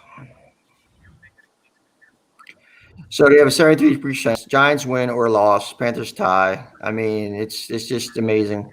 That we're talking about a team with Dwayne Haskins about to be in there. Yeah. Listen, Eagles win today. Eagles beat the Redskins for the division next week. We'll get there has begun. We'll get to it. We'll get to it. AFC West battle for last place. The 5-9 Broncos, the 5-9 Chargers. Chargers laying 2.5, over under 47.5. Denver's won 4 of 5 of the last 5 against the Chargers. Talking about teams with young quarterbacks, one team really loves theirs, one team not so much. Sorry, bro. game means nothing. Winning, losing is winning. I think in this one, and I can't say that enough. I mean, get your higher draft pick, but I mean, obviously, if you're a Chargers fan, you have to obviously love. This goes without saying what you have seen out of Justin Herbert. I think now it's a matter of getting him some help. He's one of 4 players with a 65% plus completion percentage and 27 plus touchdowns in their first or second year. The only rookie who have ever done that. That bodes well. Brandon, did the Dolphins make a mistake? No, I don't think they made a mistake. I mean, we talked about it with Tua. I mean, he doesn't have many weapons there, for sure. And he's won football games. I believe he's 5-2 in games that he's played. Well, now he's 6-2 in games that he's started. I think they need to get him some weapons there, and makes great decisions. And it's kind of like what we saw with New England, where you keep these games close and you make good decisions, and you don't turn the football over. You don't give games away. That's really what Tua is. So I think he's a good fit for the Dolphins. I think Herbert, probably has more talent. But I mean, we've seen with the Chargers. I mean, they're not winning games, even with the way Justin Herbert's been playing. He's certainly been excellent. But I still believe that the Dolphins made the right choice, and I believe going forward, they're going to get him a wide receiver, or a left tackle early in that draft, and Tua's going to be just fine. Yeah, I mean, I think it's way too early to start making regrets for the Tua pick. I mean, I think they're at a different point of development. Let's not forget how much time missed with Tua's injury. You can't take away from the great season Justin Herbert has. He's definitely ahead of Tua in his development. It looks like, but he also has Mike Williams. He has Keenan Allen. But for all the losses he's had, but the success he's had, let's look at Anthony Lynn and that defense. Because when you go to Miami, when you compare the two, you got see what Brian Flores is doing down there, and you have to see what that like that Miami defense has just been unreal. So let's both of these guys are successful in their own right. So I think it's a little bit too early to compare them. If one thing I could tell you though is I'd rather have both of them over Drew Lock. That's for sure. That's for sure. That situation there is a little weird. I'm actually playing against Drew Lock today in the fantasy league, so I'm sure he's going to light me up. Which is he's in a championship with Drew Lock at quarterback. It's a super flex league. The guy is Drew Lock and Jalen Hurts as a super flex. I have Josh Allen and Kyler Murray. So we'll see what that ends up to be. But yeah, so Drew Lock might go insane today. Which is also interesting. The guy asked us to chop. It's a pretty big money mine. Guy messages us to chop, and we said we'll think about it once we see the breakdown, and then he reneges. So hopefully he gets a good ass pounding today for that, and then we'll see. Listen, that's how things go sometimes. But this game right here, the over/under is 47.5. I think I don't really think it's going to be that high scoring. Keenan Allen isn't exposed to play. I'd say a 23-20 or 17 win for the Chargers. Very uninspired game to pay attention to. Losing helps both teams. Is it a Melvin Gordon day with Phillip Lindsay out? I have him in my fantasy. I put him in over J.D. McKissick with Gibson back and with Lindsay. Oh, absolutely! Out. Listen, Melvin Gordon had a good game last week. Yeah, that's the play. He'll probably get in the end zone once, from the ground. I mean, they ran the ball stronger than expected against who were they playing last week? I forget who it was that they played last week, but he had a solid. He had 2 touchdowns. Hit a solid game, and they got blown out, I think. But the game of the afternoon. In the NFC West, the Los Angeles Rams 9-5, who lost to the Jets last week. I don't want to lose sight of that. At the Seattle Seahawks 10-4, Seahawks laying 1.5. Over under is 47. The Seahawks would clinch the NFC West with a win today. The Rams would clinch a playoff berth with a win or a Chicago loss, which would seem unlikely given the fact that they're playing the Jaguars. The Rams are 4-0 after a loss this season, but none of those games came against a loss against the Jets. So we'll see what that means. I've been on the Rams bandwagon a little bit off and on, only because they rank very high in offense and defense, but still find ways to lose games. I look back at that game last week. I do not know why Sean McVay chose to go for a fourth and whatever that was versus kick the field goal to tie the game. That was a just a poor decision on his part, in my opinion. Seahawks have now allowed fewer than 20 points in 4 straight games, which is kind of interesting because their defense was so much maligned at the start of the year. 6 of the Rams' 9 wins this year have come against teams that are 500 or below. We'll talk about a motley crew: Dallas, Philadelphia, New York, Washington, Chicago, New England. They did. Yeah, that's why I really like the Rams today in this game. I mean, they beat them last time. I think Rams are going to be a little bit refocused. I think if anybody has any kind of head on their shoulders, you're going to see very easily the mistakes that were made against the Jets. This poor decision making down the stretch, like as you pointed out, Brian, with the 4th down decision, and then plus the play calls as well. I mean, just a fade to Cam Akers and something a throw to Everett that was just ridiculous. When you have Cooper Kupp and these guys, you have 2 plays to make 3 yards, and it's a horrible decision. With that said, though, the Rams cover 4 defense is just a very, very bad matchup for the Seattle secondary. And it's a team that the Rams are comfortable with. They already beat them. I think they're going to abuse Jamal Adams in coverage because he's a little bit over aggressive, and great route runners like Robert Woods and Cooper Kupp are going to take advantage of that. So look for them guys to both have a pretty big day, Woods especially. On the other side of the ball, I mean, you got the DK killer and Jalen Ramsey right there. Last time they played, I don't even think Ramsey had 40. I don't think DK had 40 yards. So either DK is going to make some plays and to stretch this defense out, or they're going to have a tough time. Because the Rams are able to get good pressure with Aaron Donald too. So I like the Rams in this game. I like it to hit the over though, because I think the Rams are going to score at will, and it's going to put Seattle in no huddle mode. So I'm taking the Rams plus 1.5 over 47. Yeah, I like the Rams as well. And I think we need to give Sean McVay a little bit of credit here. This is his 4th year in the league. If they win out, he's averaging 11 wins per season already in his career. And if they win out, they go 11-5, he would keep up that percentage. It's pretty impressive. First 4 years, and he's doing it with a quarterback that I don't think a lot of us really love. He's doing it with an average, maybe slightly below average quarterback in Jared Goff. But I like the tough division too. Jalen, yeah, very tough division, and he's doing it. And we criticized that trade for Jalen Ramsey, where they gave up 2 first-round picks. It's worked out for them. Jalen Ramsey's the best corner in football. It's worked out for them. Yeah, but the criticism was where they were at the time. They didn't make the playoffs last year. There was no guarantee he was going to resign either.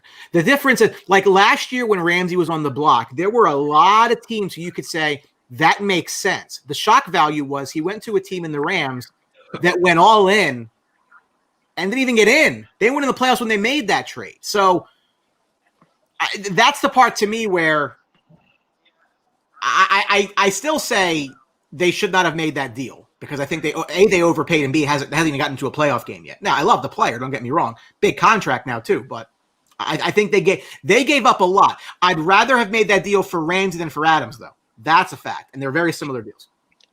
For sure. Well, and one's a corner, one's a safety, and the safety is more of a box guy, so. Yeah, I mean, you have to give, but like Brandon said, though, you do have to give McVay and the Rams organization, a lot of credit, because they went all in, to get to that Super Bowl. And normally when teams do that and then they don't work, they implode and they fall flat on their face. Rams were able to bounce back, and they traded for Ramsey when they weren't in the playoffs, but now they're in the playoffs, and it looks like it worked out because they took them to the next level, and the development of Jared Goff and other factors like that. But I have to give them the organization a lot of credit. No doubt.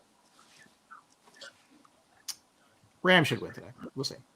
Last of the afternoon games is a game with implications on the draft more than anything else. The 4-9-1 Philadelphia Eagles visit the 5-9 Dallas Cowboys. And being a Cowboys fan living in South Jersey, I can tell you, I don't recall one of these games with as little buzz and interest in a long time. and despite the fact that there's some excitement around the kid quarterback in Philadelphia, nobody seems to care about this game. Eagles are -3, over-unders 50. Dallas, the only NFC East team with 4+ wins against teams not in their division. Here's a question for the group, right? Looking into next season, because this season's done for both of these teams, and I am rooting for a loss, obviously, for the Cowboys. That should not They be both have life, though, Brian. You can't say the season's done. Come on now. They both have life. Eagles win today. Eagles beat Washington. They're in the playoffs. NFC champs. Both of these teams have legitimate cap concerns into next season. Both of these teams have question marks in big spots. Who is actually better set up for next year, given what we know about what next year's going to look like? Cowboys. The Dallas Cowboys, by far. They don't have a quarterback on the roster right now. It'll be Dak Prescott. It's gonna be like you keep pounding that drum because that's what you want to happen. No. I'm asking someone to tell me where the money's going to come from. Listen, they already broke it down months ago, about Dak Prescott. They have $179 million committed next season. The cap. Yeah, but there's been articles out there when they're talking about franchises him next year. They could franchise him. They could find a way under the cap. It's possible. It's extremely possible. Did they move Ezekiel Elliott? What's that? Did they move Ezekiel Elliott to potentially a team like the Jets? It's 10-8 dead if you do. Who the hell would want to do that? Why would the Jets want to do that? 24-5. How does that help the Jets in any way, shape, or form? Yeah, I mean, Tony Pollard looks much, much better. He looks like a better player. He looks younger. He looks fresher. He looks faster, quicker, more explosive. I mean, everything I've seen from Tony Pollard this season, he looks better. Zeke looks fat. He looks like he put on 30 pounds and just eating cereal, the L cereal. Since Tony Pollard came to the Dallas Cowboys, he's looked phenomenal. He's looked good. He's run the ball hard. He looks good. He looks like a great find. And he's stuck behind Zeke Elliott, and he's stuck behind that contract. And, I don't see the Jets or any other team trading for him. It would be an absolute mistake. And what are you going to get back from him? And it's, maybe if you could convince a team like Tampa Bay to go all in on him or something like that, just to try to get them to the next level, maybe. Because he'd be an upgrade over there, possibly. But how Zeke's overpaid and he hasn't looked good. So his trade value right now is low. Is Zeke even an upgrade on Ronald Jones right now? Well, if you want to sell jerseys, yeah. If you look at what they did on the football field, not really. But Dallas this year has been just a complete mess. But if you're looking forward to next year, I think they're a little bit younger than the Eagles in the important positions. I think that they have less of a headache with the whole Carson Wentz debacle, and I just think that they a little bit brighter future, and that'll include Dak Prescott. Tom, your thoughts as a unbiased? Yeah. I mean, I'm just rooting for Jalen Hurts today. I got him going to my fantasy championship, so I'm looking for a lot of points in this game. Me too. The over at 50 is telling me go over. So yeah, really, that's what I'm rooting for in this game. Other than that, yeah, I'm ready to go. Hurts today. I picked up Hurts and benched Ben Roethlisberger. Thank God, finally. I benched Russell Wilson today. I think they're both pretty easy. Russell Wilson today. Both pretty easy decisions, really. I mean, with Hurts, Hurts is going to get you at least 50 yards on the ground. And you don't know what Roethlisberger is going to get, and he's going to get you a couple touchdowns. He's looked pretty good from a fantasy perspective and from a quarterback perspective as well. So when you take that kind of stuff, they're easy decisions, Especially against a matchup like Dallas, even though they've been a little bit better lately, I'd still like the matchup. I think the 50 is. I mean, it just screams like it's way too low, so I'm a little suspicious of it. But I mean, you have to take it. I know, it is scary. Go Cowboys. I'm going to say that the Cowboys win today as well. I think the Eagles' defensive line is their only saving grace. You don't see a smile on my face when I say that, Brandon. Trust me. It would make me very happy. The Eagles will find a way to mess this up and win. Yeah, I kind of like that today too. I think that their receivers with Amari Cooper and CeeDee Lamb, even though Michael Gallup's banged up, Dalton Schultz, these guys, I think they're going to really expose the Eagles secondary because like it's just madhouse. And I think eventually the Jalen Hurts, he's going to make the mistakes a rookie tends to make. Although he'll have I think he'll have a decent game, but I think it's going to come back to bite him. And I think Dallas wins today. If you want to take the points, you want to hit the over. But yeah, I think that's what's going to happen. Unfortunately, is right. I agree.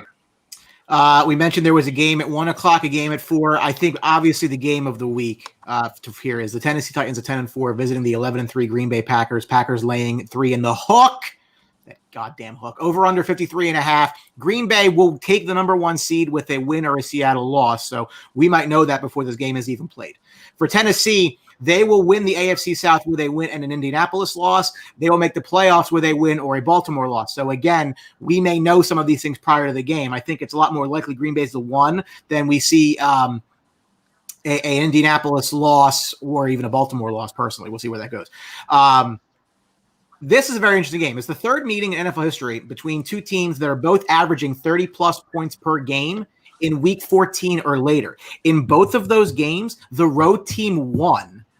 And both went on to win the Super Bowl. So if you're Tennessee, talk about weird things. I'm just saying, like, this is a big win. This means a lot to both teams. I think it means a little bit more to Tennessee because Green Bay can still get the 1 seed without a win here. They could put it away, but Green Bay's got this thing where nobody thinks they've won anything because they don't beat anybody good. They have 1 win against a team over 500, which I think is the same as the Jaguars, which happen to be the Colts. So, thoughts? Yeah.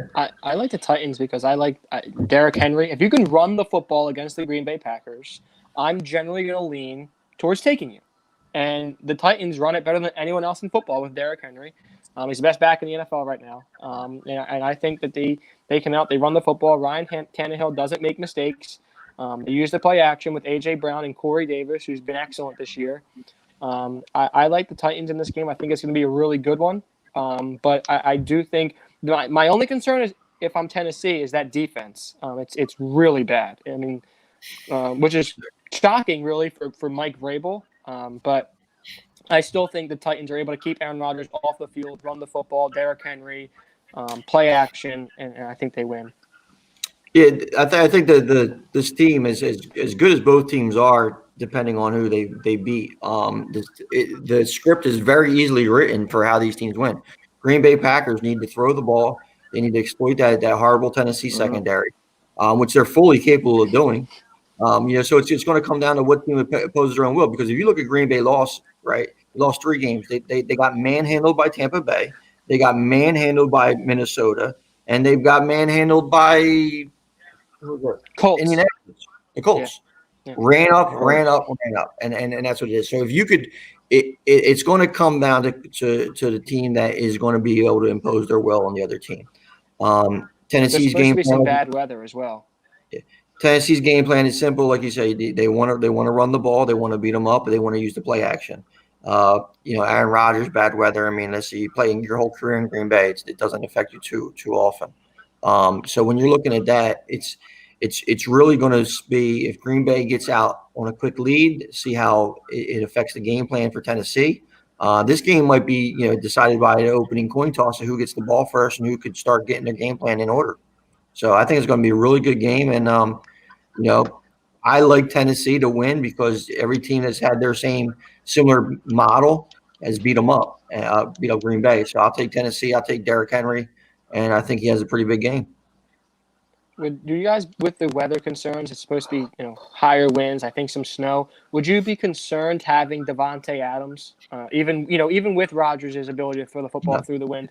No concern. No, Devontae Adams runs 2 good routes, and the wind is going to be a factor a little bit, but that's something that Aaron Rodgers is used to dealing with. And Adams does run a lot of short routes too, so he's not somebody that's dependent on say like a Julio Jones who wants to run that long fade or something like that. Adams underneath, he just kills everybody underneath, and the Tennessee secondary is just too bad to even consider fitting him.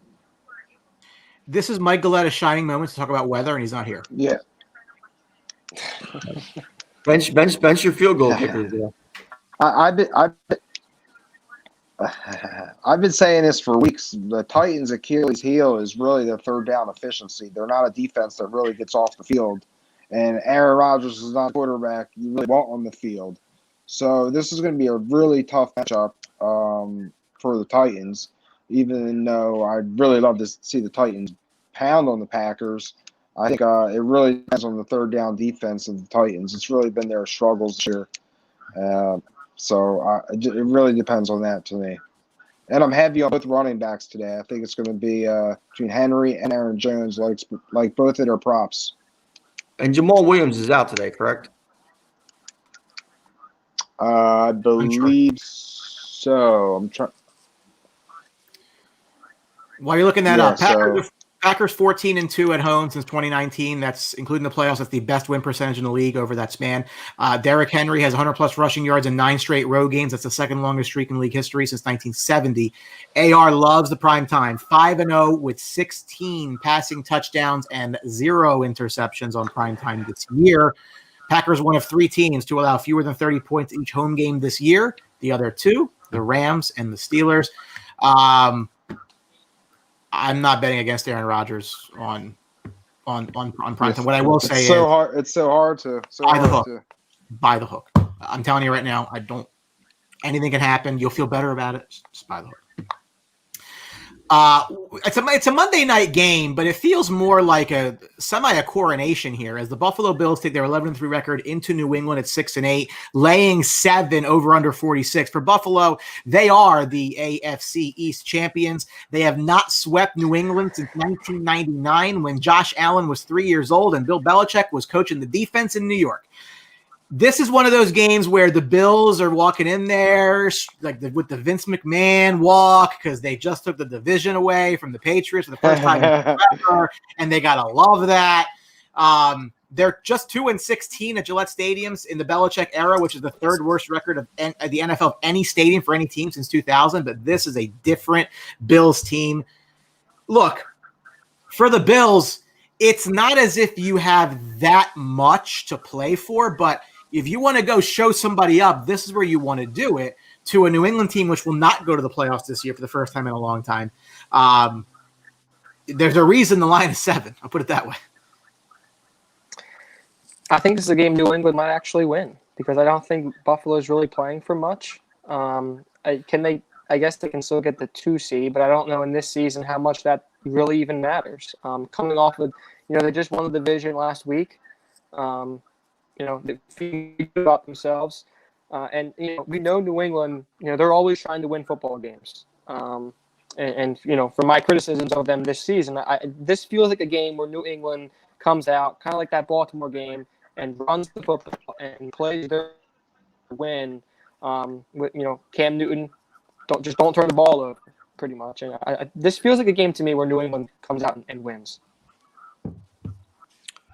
I think New England has a chance to cover. I mean, you have the primetime home dog, kind of aspect of things. But I just think that Josh Allen's progression as a quarterback, last year, he's a football player. But when you see his development this season as far as making the correct reads, I think that guys like Stephon Diggs and Cole Beasley are just going to be too big of a factor for that New England secondary, who's missing Stephon Gilmore and, Cole Beasley. They play a lot of man principles, and Cole Beasley underneath is definitely someone who could exploit them, and Diggs could take it off top.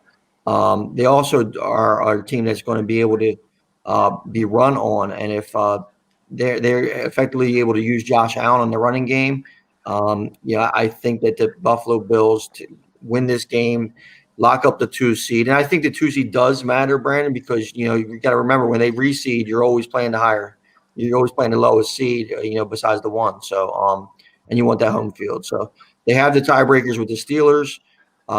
They don't have the tiebreaker with Kansas City, but, to see Kansas City fall, that would be a little bit. So it seems like with a win here, they could lock up a good 2 seed, and I think they're going to be really focused on doing that.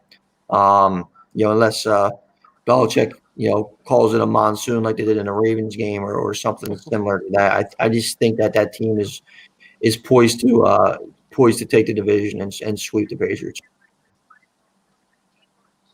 When's the last time that happened, where Buffalo swept New England? Josh Allen was 3 years old. 1999. Oh, Right in front of your face, bud. And you actually said it earlier too. I did. He literally went into this. I was having some connection issues. I was rebooting a little bit, so I missed the promo. It's all right. I remember my first day with an iPad too. That's cool. You know what though? But like, if they were playing, if they were playing like the Chargers or somebody, like you could see like a letdown game after last week. This is still New England. They don't like them. They want to put it in their face. Yeah, it's a focus game. Question, it was interesting to see Belichick get so cantankerous when he was asked about the Cam Newton quarterback situation. There's definitely something there that he's not happy about. You could kind of tell, but he just doesn't want to come out and say it. So I think he's very, very interested in getting the season over with, getting rid of Cam Newton, and moving on from this whole thing, because I just don't think it's a good fit. Whether how bad Cam Newton or how good Cam Newton played is irrelevant. I just think Belichick is just over the whole situation. So look for him to try to get out of this season as quick as possible. Yeah, Cam Newton's been god awful. I mean, it's just so hard to watch that guy play football. It's just, I agree with Tony. I think Belichick's just ready to get the season over with and move on, start fresh. But I can see him mucking up this game and taking the points +7. I definitely see that. Yeah, I mean, if they could establish Dwayne Harris on the run game, and Sonny Michel's happy, see it healthy happen now. Yeah, you could see it, but make a play on defense, field position. It's you could. Yeah. Plus, I need Josh Allen to have a big game so I could lock up a couple championships too. So, and then I'm playing them against him in one league, but that's life. When you're in 14 leagues, Tony, what do you expect? I'm in 10 leagues, Brian, and I made a championship in 5 of them. Yeah, so I don't even know who you could. I don't know who you're rooting for today. It's like crazy. I'm rooting for my money. Ain't that the truth? Well, guys, thank you for watching the Week 16 preview here on the Sports Live for NFL Week 16. Listen, we wish you guys all the luck. If you're still in your championship games today, go get the bag. Go win that money. Do well. Tell us about it in the comments. See if you did. Let us know that you won. Check out our friends over at CrowdPlay. Free app, Apple Apps for Google Play. You can win cash and prizes by predicting the outcome of real and virtual sporting events. Use our code THEBOX at sign up. Get 10 free points. On behalf of Brandon, who doesn't know how to use technology, and my friends here, Quiggs and Needs, have a good and profitable Week 16, and we will catch you next week for Week 17. Hope everybody had a good Christmas, gentlemen. Absolutely. Good luck, boys. Good luck. Good luck. Good luck.